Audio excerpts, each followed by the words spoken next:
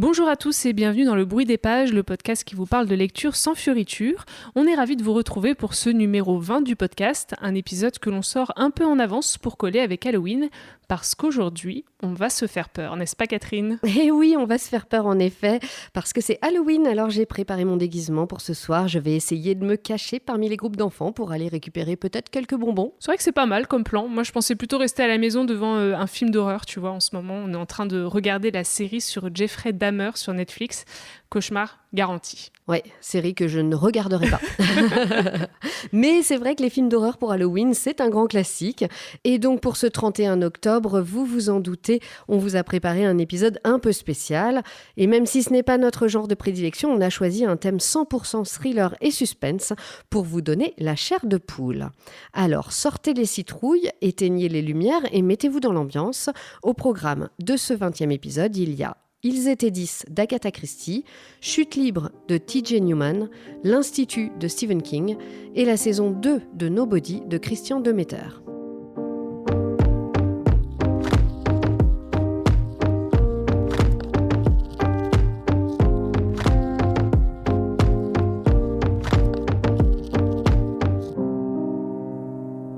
On commence cette sélection avec la reine du polar, j'ai nommé Agatha Christie évidemment, classique mais indémodable, et pour cet épisode on a choisi de vous parler de l'un de ses plus gros succès, Ils étaient 10, connu auparavant sous le titre Dix petits nègres. La nouvelle traduction est publiée chez Le Livre de Poche et les éditions du Masque. Ils sont 10 à avoir reçu l'invitation. Des vacances d'été sur l'île du Soldat, voilà une proposition à laquelle personne ne saurait résister. Non seulement c'est gratuit, mais l'île a tant fait parler d'elle. Chacun se demande qui est son nouveau propriétaire. Une star d'Hollywood, un milliardaire américain ou l'amirauté britannique qui s'y livrerait à des expériences ultra secrètes. Aussi, sans vraiment connaître leur hôte, ils accourent volontiers. Le médecin, le playboy, la jeune prof de gym, le juge à la retraite, le général bardé de décoration, la vieille fille grincheuse, le sémillant capitaine, le majordome et sa femme, et Monsieur Davis qui ne s'appelle pas tout à fait Davis. Mais qu'ont-ils donc en commun ? Pas grand-chose. À l'arrivée, cela dit, un par un, tous connaîtront le même sort. Ne me jetez pas la pierre, mais c'est vrai que c'était mon premier Agatha Christie. Après tout, il n'y a pas d'âge pour démarrer, non ? Bah oui, il faut bien commencer à un moment. Hein. Voilà. En revanche, c'est vrai que c'est pas ma première rencontre avec son œuvre, parce que quand j'étais petite, ma grand-mère avait la cassette du Crime de l'Orient Express. Donc là, on parle de la vieille version, celle de 74. Et ce film, à l'époque, il était pour moi super angoissant. J'ai fait des cauchemars pendant plusieurs nuits. Vraiment, j'en garde un souvenir glaçant, à tel point que j'ai pas vu la dernière version d'ailleurs qui est sortie. Ah, ce qui est trop bête parce que moi je l'ai beaucoup aimé. Non, mais je pense que je la regarderai à un moment donné. Il faut passer outre ce traumatisme d'enfance. Peut-être que tu étais un petit peu jeune pour le voir à l'époque. Je pense. Bon, alors moi c'est marrant parce que c'était Mort sur le Nil, tu vois, que j'avais en cassette. Pareil, hein, la version ancienne avec Pierre Ustinov et Mia Farrow. Et j'arrêtais pas de la regarder. J'adorais. Je trouvais ça vraiment trop cool. Et d'ailleurs, relire Ils étaient 10 m'a bien donné envie de la revoir à nouveau. Moi j'aimerais bien lire le roman, ouais, c'est vrai. Ouais, lire le roman aussi et revoir et peut-être voir le nouveau aussi, finalement, on sait jamais. Allez, c'est bon, hop, on fait un bingo. Alors moi, pour cet épisode, j'ai lu la nouvelle traduction de Dix petits nègres avec le nouveau titre, donc Ils étaient 10. Toi, par contre, Catherine, tu as lu l'ancienne. Oui, c'est ça. J'ai lu la version donc, qui s'appelait Dix petits nègres à l'époque, aux éditions du Masque. Tu sais, c'est ces bouquins jaunes et noirs qu'on a l'habitude de voir. Ouais, je vois, tous les Agatha Christie ont été publiés dans cette édition. Moi, c'est vrai que j'ai eu une période Agatha Christie au collège, si je me souviens bien. J'en avais lu vraiment pas plusieurs à cette époque et j'avais une petite prédilection pour ceux avec Miss Marple. Donc voilà, et évidemment j'avais lu celui-là à l'époque, mais je l'ai racheté il y a 6-7 ans, quelque chose comme ça, alors que je passais des vacances avec mon petit cousin qui donc était en train de le lire et ça m'avait donné envie de le relire en même temps que lui. Le truc qui est bien, c'est que j'ai une mémoire de poisson rouge, donc ça fait 3 fois que je le lis et à chaque fois c'est une découverte, comme au premier jour. C'est pas mal comme principe. Ah bon, c'était lui le tueur. Voilà, oui, pour moi c'était un nouveau livre à chaque fois.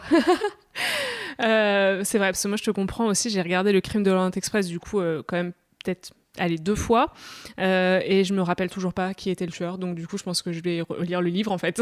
J'avoue, j'ai vu le film il y a pas longtemps et je me souviens plus non plus. Voilà, non, mais on est nuls franchement. Mais non, mais en même temps c'est bien comme ça, tu apprécies à chaque fois. Exactement, c'est vrai. En revanche, c'est vrai qu'en lisant Ils étaient 10, moi maintenant je comprends pourquoi les romans d'Agatha Christie sont un tel phénomène et pourquoi elle a autant de fans. Ça se dévore en quelques heures et c'est super addictif. On est enfermé dans cette espèce de huis clos à l'atmosphère très stressante. Il y a cette pluie, ces orages qui frappent l'île en permanence. Ce tueur qui en plus rôde et qui décime ses victimes les unes après les autres. Et tout ça, ça crée une ambiance quand même qui est très, très théâtrale. Oui, très théâtrale et très pesante aussi. Et puis aussi le côté l'île, là. Ils sont tous coincés sur cette île, on peut plus en sortir. Enfin... C'est vrai qu'on retrouve tout ce côté théâtral qui marche du tonnerre. Vraiment, Agatha Christie est très efficace. On se plonge dans le roman et on ne ressort plus tant qu'on n'a pas dénoué l'intrigue. Tu as raison, c'est ce que tu disais, c'est hyper théâtral. On passe d'une scène à l'autre et les éléments de l'intrigue sont installés au fur et à mesure. Les meurtres arrivent de façon très chronométrée, pratiquement. C'est réglé comme du papier à musique. Ouais, c'est vrai. Et ça, c'est vrai que c'est ça qui fait toute l'efficacité du roman. Mais en même temps, c'est pas un polar simpliste. Agatha Christie, c'est vraiment la maîtresse du suspense. Impossible de résoudre l'énigme et de trouver qui est le meurtrier. Enfin, en tout cas pour moi. Et pourtant, j'ai essayé. Ouais, moi aussi. Et c'est vrai qu'en plus, tu peux pas t'empêcher. T'essaies de jouer au plus malin. Moi, je me faisais des nœuds au cerveau pour essayer de réunir tous les indices et découvrir qui était le responsable de tous ces meurtres avant la fin. Juste pour pouvoir dire « Ah, j'avais trouvé ». Sauf qu'en fait, non. Pas du tout. Mais c'est vrai qu'on a envie de se dire ça. Oui. Genre, oui, non, mais j'avais trouvé. T'as envie de jouer un peu au Sherlock Holmes, enfin au Hercule Poirot, du coup. Ouais. Mais en fait, elle est beaucoup, beaucoup trop forte. Et franchement, moi, je sais pas si ça t'a fait ça aussi, mais t'as à peine terminé le roman, t'as qu'une envie, c'est le relire, en sachant du coup qui est le tueur et pour voir un peu tous les indices qu'elle avait un peu distillés tout au long du livre. Et du coup, moi, je me suis fait une réflexion quand même, je me dis, elle ferait un tueur en série formidable. Non, mais c'est vrai, quand tu vois la machination du truc, tu te dis, il faut y penser quand même. Elle a une imagination débordante, c'est sûr. Non, mais c'est vrai que moi aussi, j'avais très envie de recommencer à zéro en sachant, pour une fois, en m'en souvenant, pour voir si ce que j'avais raté, quoi, en fait. Voilà, les indices que j'avais ratés. Ouais. Mais il y a autre chose, moi, que j'ai relevé cette fois-ci, et je crois que je ne l'avais pas relevé les premières fois, c'est l'ironie et l'humour qu'il y a dans l'écriture d'Agatha Christie. Je trouve que c'est un humour très anglais, très pince sans rire, comme les Anglais savent faire. Et puis aussi un humour noir, évidemment. Ouais. Et puis l'ironie, notamment quand elle décrit ses personnages, qui sont tous d'apparence très propres sur eux, mais qui cachent de très lourds secrets. Je trouvais ça assez... Enfin voilà, ça fait sourire, quoi, à chaque fois. C'est tous des pourritures, au fond. C'est tous des pourritures au fond. Et elle te le dit, mais sans trop te le dire. Enfin, vraiment, il y a un côté genre, je fais passer un petit message au passage. Je suis d'accord. Et je trouvais ça assez chouette. Ça m'a beaucoup fait sourire, en fait. Ouais. Bon, après, il faut quand même qu'on parle un petit peu de cette nouvelle traduction et du changement de titre, parce que ça a fait une énorme polémique, qui d'ailleurs, à mon avis, était vraiment pas nécessaire, enfin, qui était vraiment pour si peu. Pas justifié, voilà. En tout cas. Donc moi, on le disait, j'ai lu l'ancienne traduction et du coup, je me suis amusée à comparer avec ta traduction, Marine, et surtout avec la version originale. Entre nous, bon, je trouve que cette polémique, c'était beaucoup de bruit pour rien. Déjà, il suffit de voir le titre en anglais, qui est « And then there were none », pour comprendre qu'il n'y a pas de trahison de l'auteur, ni de l'œuvre quand on change le titre. Au contraire même, la nouvelle traduction est bien plus proche de l'œuvre originale. Alors bon, c'est vrai que le titre au tout début était Ten Little Niggers, mais titre qu'elle a très vite changé, et elle avait fait une version théâtrale aussi qui s'appelait déjà And Then There Were None. Donc vraiment... voilà. Ouais, il y a pas matière à. Ouais. Et en plus, d'ailleurs, il faut noter aussi que le changement, il n'est pas seulement dans le titre, il est aussi dans le texte, puisque dans l'ancienne traduction, on parle de la comptine des 10 petits nègres, on parle de l'île aux nègres, c'est ça ? Enfin, oui, vraiment, tout tourne. Et dans la nouvelle, par contre, c'est l'île aux soldats, c'est la comptine des 10 petits soldats. Ouais. Donc vraiment, voilà, toutes les occurrences, elles ont été évidemment aussi changées. Et d'ailleurs, il faut noter que à la base aussi, dans l'édition américaine, alors qui était titrée And Then They Were Known. Par contre, la comptine, c'était Ten Little Indians. Indians, oui, voilà. Tout à fait. Ouais. Donc, ce qui remplaçait Niggers. Enfin, voilà. Du coup, il y a parce qu'aux États-Unis, pour le coup, dès la sortie, ça passait pas. Donc, ils avaient déjà fait le changement. Et c'est suite à ça que, en Angleterre, ils ont changé aussi le titre. Le titre original. Donc en tout cas, il y a quand même beaucoup de versions, de titres, de textes.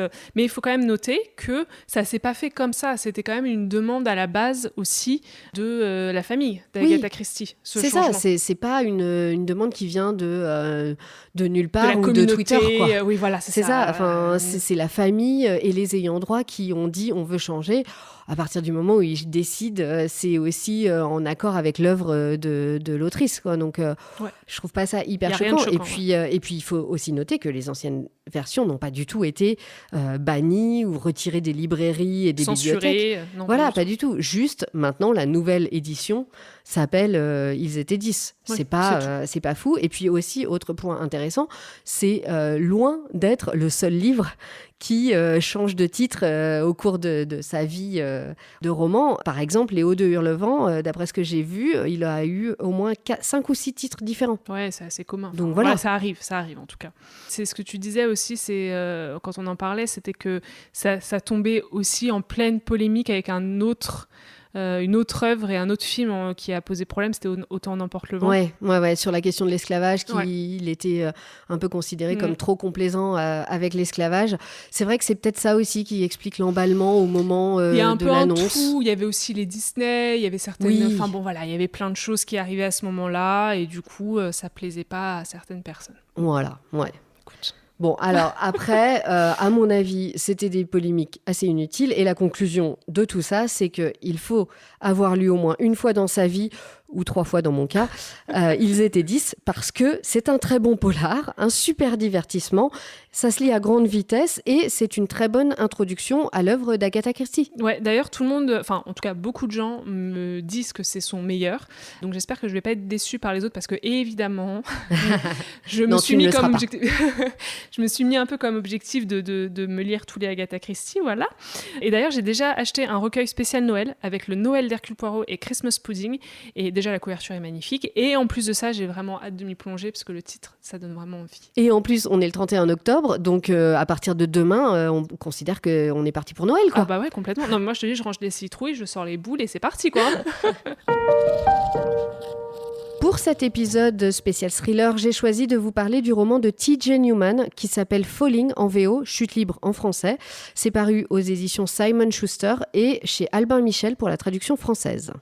Vous venez d'embarquer parmi 144 passagers sur un vol à destination de New York. L'équipage vous a souhaité la bienvenue, tout se passera bien. Sauf que, une demi-heure avant le décollage, la femme et les enfants du pilote ont été kidnappés. Et ça, vous ne le savez pas. Si le pilote veut sauver sa famille, il doit crasher l'avion. Bon vol! Allez, c'est parti. C'est vrai que moi, je suis pas une grande fan de polar, thriller et autres livres à suspense. Et pourtant, à chaque fois que j'en lis, je m'amuse vachement bien. Et là, avec Falling, c'était vraiment le cas. Je n'ai pas pu lâcher le livre. Je l'ai carrément dévoré.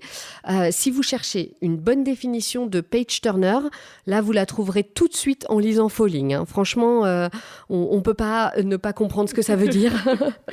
Pour la petite histoire, moi, quand je prends le métro, j'ai vraiment mon trajet de métro inscrit dans mon corps. Que je lise, que je dorme ou que je discute, je lève systématiquement la tête à une station avant la mienne. Eh bien, pas avec Falling. Là, j'ai levé la tête 2 stations après la mienne, tellement j'étais happée par l'histoire. Franchement, à vous, ça t'est déjà arrivé? Ouais, avec Stephen King. Voilà, je dois l'avouer, j'ai loupé ma station, je suis arrivée en retard. Moi, je te dis, on va se finir par se faire virer à force de lire des thrillers, on est mal. Ouais, mais toi, tu le faisais, c'était en allant au boulot. Oui. Moi, au moins, c'était en rentrant du boulot. Tu vois, il y avait moins d'enjeux. Oui, c'est clair. mais c'est pas fini d'ailleurs, parce que ce même jour, j'ai failli sauter à la gorge de quelqu'un dans la rue qui me faisait une blague parce que je lisais en marchant. En même temps, quand un gaz toxique est sur le point d'être lâché dans la cabine de l'avion, c'est pas vraiment le moment de faire des blagues. Je comprends. Non, franchement. Bref, tout ça pour dire que j'ai adoré cette expérience de thriller. C'était parfait pour se faire stresser, se faire peur. Et puis, une fois qu'on a commencé, c'est impossible à reposer. On est complètement pris dans le récit, on peut pas s'arrêter. Et c'est complètement immersif. On a l'impression de faire partie des passagers et de vivre la prise d'otage avec eux.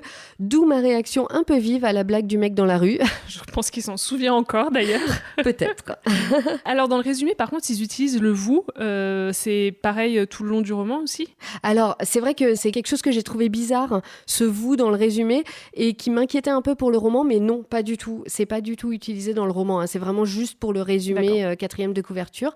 Mais je dois dire que tu te retrouves tellement dans le roman avec les personnages que ça marche, en fait, tu t'es concerné autant qu'eux, quoi.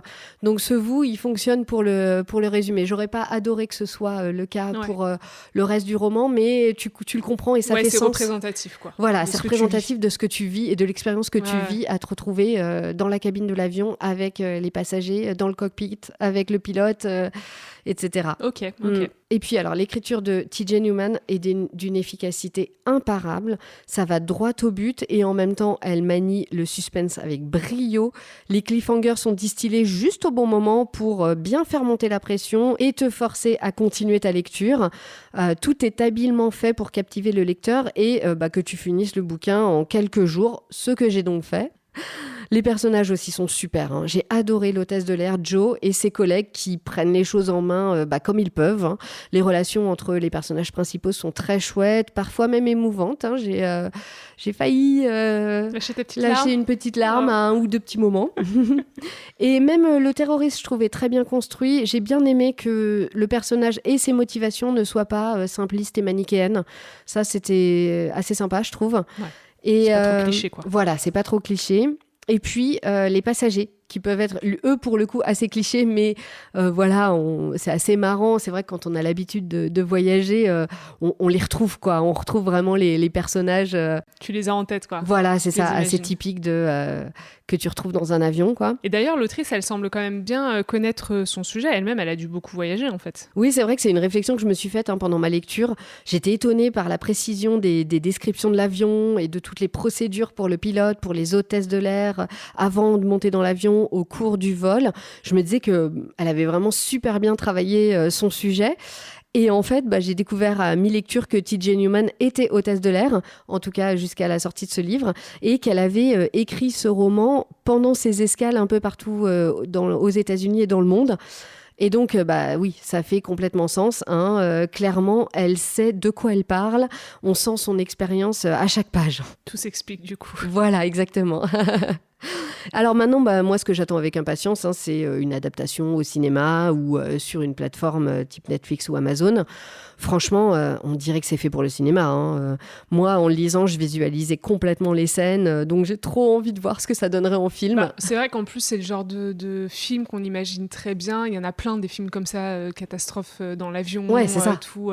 Je vois les affiches, j'ai plus les noms en tête, mais oui, non, mais il y en a plein. Complètement, s'ils le font, ça fonctionnera super bien. Bon, par contre, c'est vrai que si vous avez prévu de prendre l'avion, peut-être que c'est mieux de ne pas prendre ce roman-là comme lecture pendant votre voyage. Vous pourriez vous faire quelques sueurs froides. Moi, je suis pas sûre que ce soit pour moi, en fait, ce genre de roman, parce que déjà, j'ai super peur en avion. Tu en es témoin, Catherine. Oui, c'est vrai. Mais si en plus je me mets à lire des histoires de terroristes juste avant le décollage, je pense que ça va pas bien se passer. Non, mais franchement, tu peux quand même le lire. Franchement, je pense que ça te plairait quand même.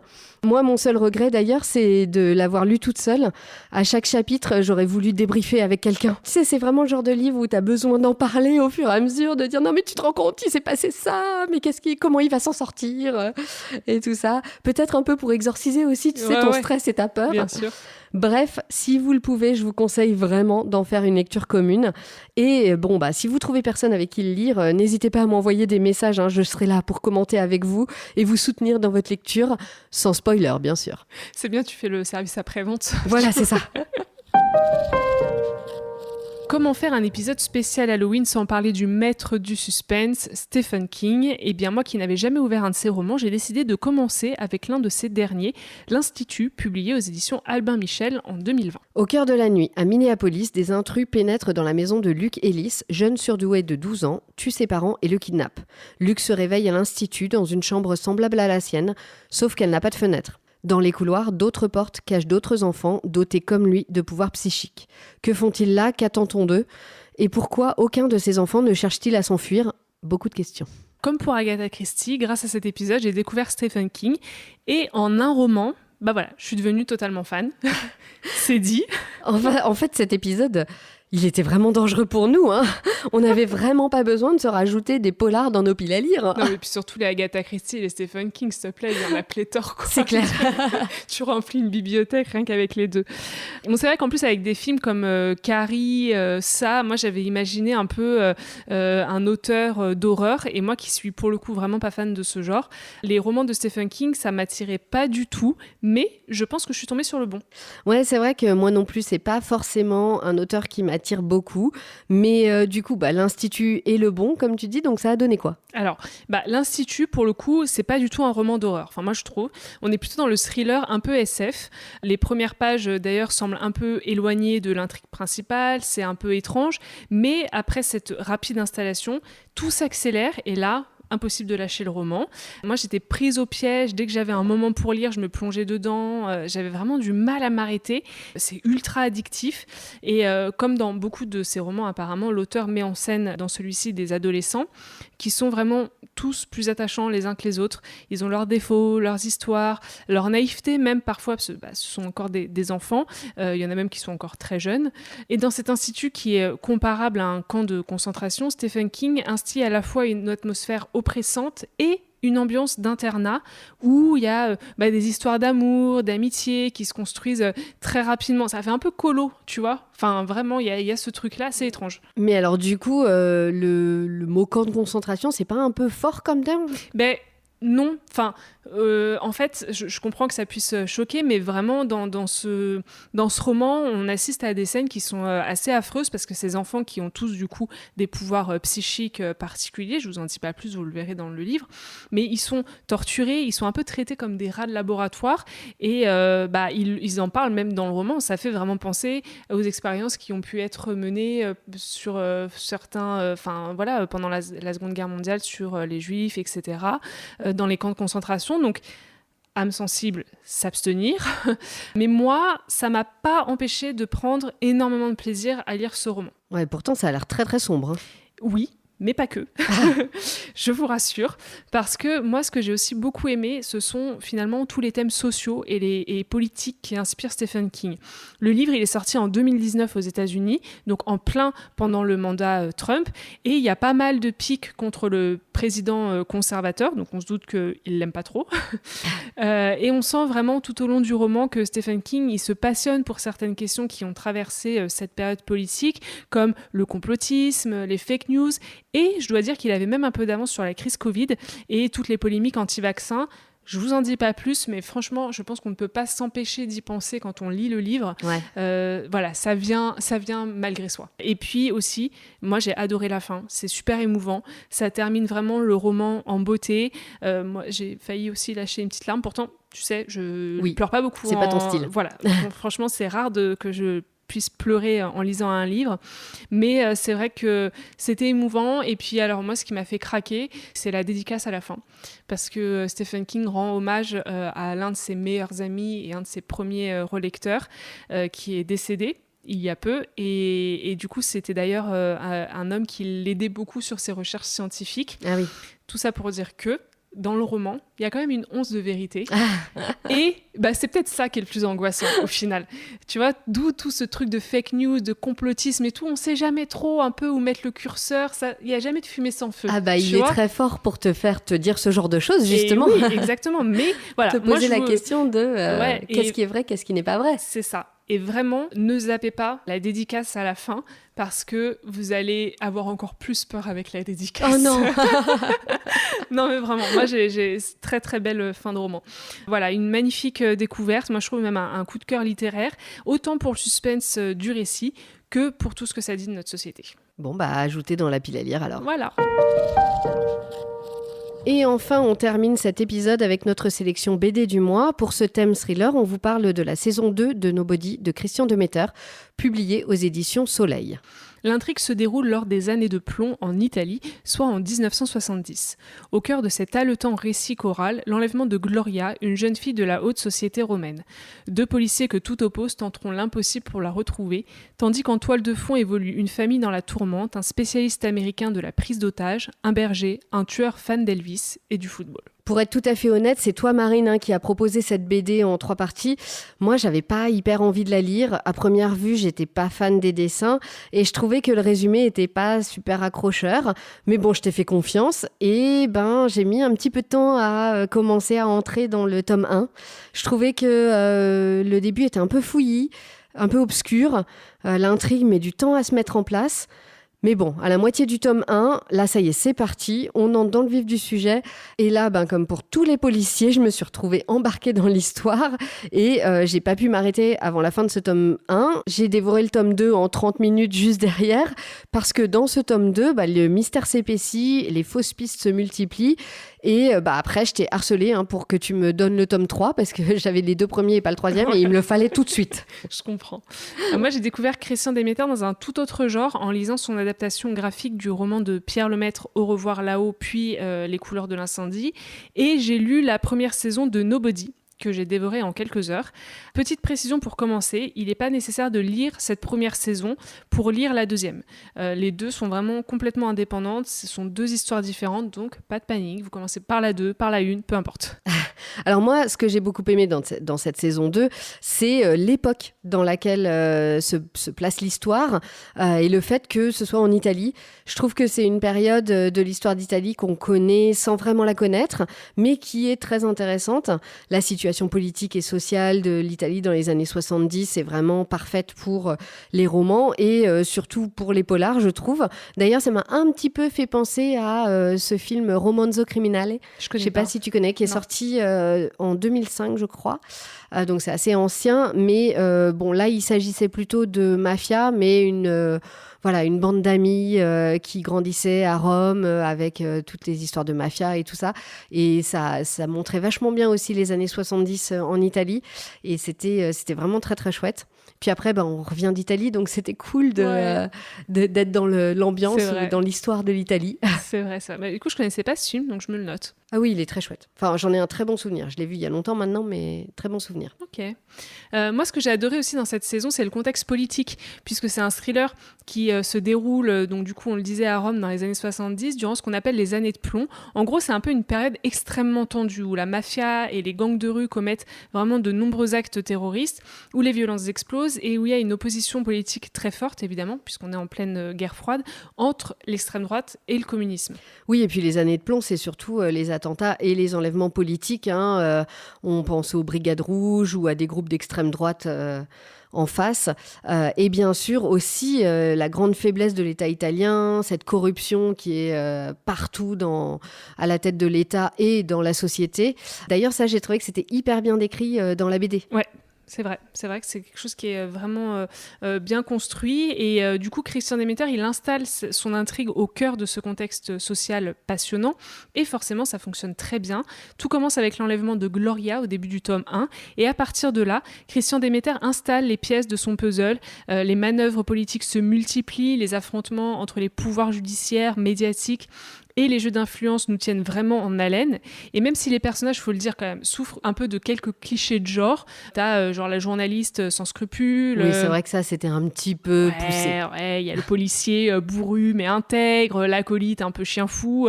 Mais bon, je trouve que ça passe. Tu vois, c'est pas le premier truc que tu te dis c'est un peu nul. Moi je trouve qu'on se laisse très facilement embarquer et chaque tome vraiment se dévore grâce au rythme quand même très soutenu et il n'y a pas de temps mort en fait. Oui, à part au début, ce que je disais, toi, moi, c'était eu un peu de mal. Ouais. Voilà, le début. Mais c'est vrai que ça se lit très facilement. Alors, c'est vrai aussi que l'intrigue est assez simpliste. Disons qu'on se pose moins de questions qu'avec Agatha Christie. Hein. Et j'ai trouvé aussi que le suspense se résolvait peut-être un petit peu trop rapidement à mon goût. Mais je suis d'accord, ça fonctionne super bien. Et en fait, c'est peut-être aussi dû au format BD. Évidemment, on sait que ça peut pas être aussi compliqué qu'un roman de 300 pages. Il faut bien que ça se résolve vite. Et de toute façon, on n'attend pas la même intensité que dans un roman hyper long où il y a le temps de développer beaucoup plus. Hein. Par contre, alors c'est vrai que moi, je vous le disais, je suis pas fan des dessins. Je connaissais aussi l'adaptation de Au revoir là-haut, et puis La nuit des temps, qu'on a lu ensemble et dont on vous a parlé dans un épisode précédent, qui sont quand même des adaptations assez lumineuses et assez gaies. Et du coup, je m'attendais pas à ce genre de dessin quand tu m'as annoncé du Christian Demeter. Là, je trouvais que les dessins étaient sombres, ils étaient durs. En général, moi, je préfère que ce soit plus gai, plus de couleurs. Mais bon, c'est vrai que dans ce style d'histoire, ça serait un peu bizarre d'avoir des couleurs super vives. Oui, là, ça va avec le style. Voilà, ça va avec le thriller. Ouais. Et oui, on peut pas avoir un truc tout coloré et tout ça, quoi. Pour un polar, c'est vrai que ça serait un peu étrange. Ça peut se faire, remarque, pourquoi pas, mais bon. Moi, j'adore les dessins de Christian Demeter. Je trouve qu'il a un style qui est immédiatement reconnaissable. Et le travail sur les ombres et les lumières, il est incroyable. Les cadrages sont vraiment excellents, presque cinématographiques. Et c'est vrai que les couleurs collent, je trouve, parfaitement à l'ambiance très sombre, très pesante et presque poisseuse de ce thriller. Ça se passe beaucoup dans la nuit, etc., avec des petits éclairages, lampadaires. Enfin, moi, je trouve que ça fonctionne à merveille. Non, mais c'est vrai, je le reconnais, pour le sujet, c'est très adapté. Allez, je t'ai convaincue. Voilà. Bon, par contre, moi, il y a un truc qui m'a complètement laissé sur ma faim et que j'ai pas compris, c'est ce Mr. Nobody. J'ai peut-être raté un truc, mais j'ai pas compris qui c'était. Finalement, attends, je me trompe ou il intervient même pas dans la BD ? Alors oui, c'est vrai que du coup, en fait, Nobody, ça fait référence à la saison 1, parce que c'était le surnom du tueur qui est au cœur de l'intrigue de cette saison. Cette saison, ça se passe aux États-Unis et c'est l'histoire d'un tueur qui est emprisonné et du coup, il va commencer à raconter sa vie, à se confier à sa psychologue, si je ne me trompe pas. J'ai un doute sur le fait que ce soit psychologue ou avocate, mais bref, c'est pas grave. Et du coup, son surnom, c'est Nobody. Et il y a un peu un jeu de mots qui fait penser à l'astuce d'Ulysse, parce que quand il tue quelqu'un et qu'on interroge les témoins, leur réponse à chaque fois, c'est « It's Nobody ». C'est personne. Voilà, ça vient de là. Donc... Mais après, c'est vrai qu'il n'y a pas de référence particulière sur cette saison 2. Et j'avoue que j'ai cherché sur Internet, parce que je me suis posé aussi la question en me disant, mais pourquoi du coup il a appelé cette saison aussi Nobody ? Oui, il aurait pu donner un autre nom. Ouais, alors je pense que c'est sur une continuité parce que ça fait thriller, etc. Et que c'est le point commun entre les deux saisons. Mais voilà, c'est la seule explication que j'ai à vous fournir. Ok, bon, écoute, d'accord, très bien. Bon, en tout cas, c'est malin parce que maintenant, j'ai mis le doigt dans l'engrenage et du coup, il va falloir que tu me prêtes cette saison 1. Ouais, en plus, franchement, je vous le dis, j'ai adoré cette deuxième saison, elle est très cool, mais j'ai préféré la première. Pour le coup, je trouve qu'elle est meilleure. Il y avait une ambiance un peu à la True Detective pour ceux qui ont vu la série. C'était vraiment génial, c'était super intelligent, plein de rebondissements. Moi, vraiment, je vous la conseille. Alors, elle est un peu plus longue, elle est en 4 tomes, mais c'est pareil, ça se lit très vite, on va pas se mentir. Donc voilà, commencez peut-être par cette saison-là, elle est vraiment chouette. Et moi d'ailleurs, je pense que je vais pas tarder à m'acheter son adaptation de Shutter Island, le roman de Denis Lehan qui est sorti en 2008, et ça me fait bien envie. J'avais bien aimé le film. Ouais, c'est vrai, j'ai vu qu'il avait fait ça et en effet, ça donne très envie. Ouais, bon, de toute façon, moi, ça y est, c'est bon, je suis partie dans ma période thriller, on ne me retient plus. Je crois que cette virée dans l'univers du thriller a été une bonne expérience pour toi, comme pour moi. Comme quoi, sortir de sa zone de confort, parfois, c'est chouette. En tout cas, ça nous a vraiment donné envie de découvrir d'autres livres du genre. J'espère que c'était le cas pour vous aussi. Personnellement, moi, je me suis fait une liste des Agatha Christie et des Stephen King à lire absolument. Une de nos collègues m'a d'ailleurs offert Misery, donc je pense que ça sera le prochain. Ouais, on a vraiment ouvert une boîte de Pandore là. Ça va être compliqué pour la suite.